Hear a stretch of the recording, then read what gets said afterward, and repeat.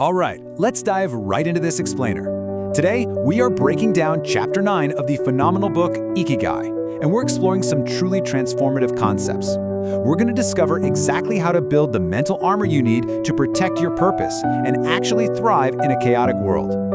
But first, I have a question for you. What is your actual reason for getting up in the morning? It's a massive, deeply personal question, right? But here's the thing, finding your purpose is really only half the battle. Keeping that purpose alive and active, that requires incredible mental resilience, especially when life inevitably throws a wrench in your plans. Because your Ikigai exists right at this perfect, delicate center.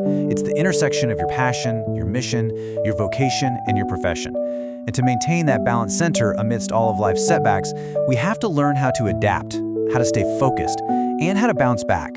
We literally have to guard our purpose.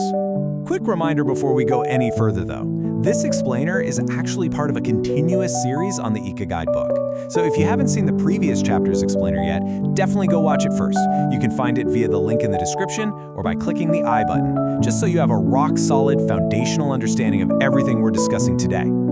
Okay, let's transition right into the core of Chapter 9.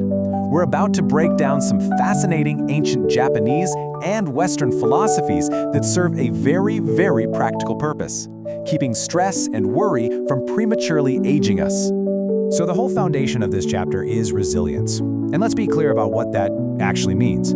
It's the ability to persevere, adapt to change, and stay focused on what truly matters without just giving in to negative emotions. It's an active, flexible outlook. It is absolutely not just stubborn perseverance, like slamming your head against a brick wall over and over. It's having the grace to focus only on the things you can control and just letting go of the things you can't. To really understand how to build this, the authors compare two ancient philosophies, Stoicism and Buddhism. And what is so incredibly fascinating here is that both of these schools of thought, despite originating from completely different parts of the world, share the exact same goals. They both aim to curb the ego, control human desires, and completely eliminate negative emotions. They're essentially ancient masterclasses in profound well-being. Take the immensely wealthy Roman Stoic Seneca, for example. He practiced this amazing technique called negative visualization. This involved actively imagining the absolute worst-case scenarios. He would even occasionally choose to live without his wealth or his servants for a week, just to eliminate anxiety and truly appreciate what he already had. By simply asking, what's the worst thing that could happen? He completely stripped away the fear of the unknown. And this perfectly illustrates the concept of impermanence. There's this beautiful quote from Marcus Aurelius, which is echoed so deeply by Buddhist teachings, reminding us that knowing things will eventually disappear shouldn't make us sad. Actually, it's the exact opposite.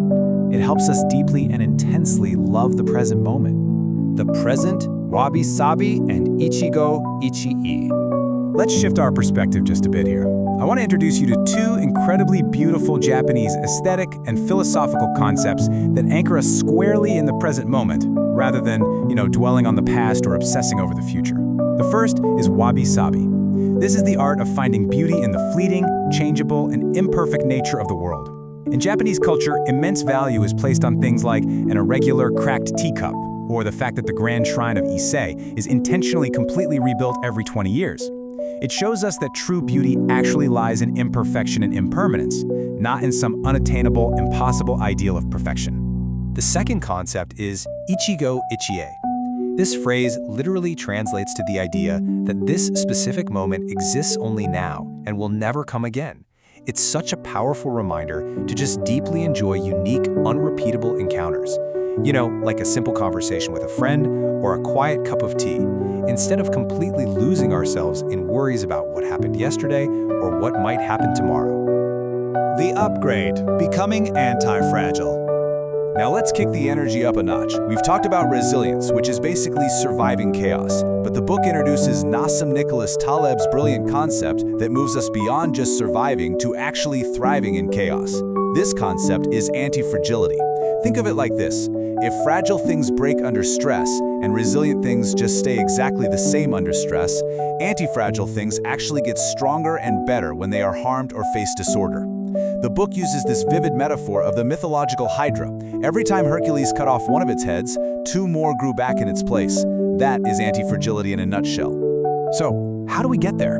Let's look at how this builds into 3 highly actionable steps to cultivate anti-fragility in your own life right now. The 3 steps are creating redundancies, making conservative bets with small risks, and ruthlessly removing fragile habits or toxic people from your orbit.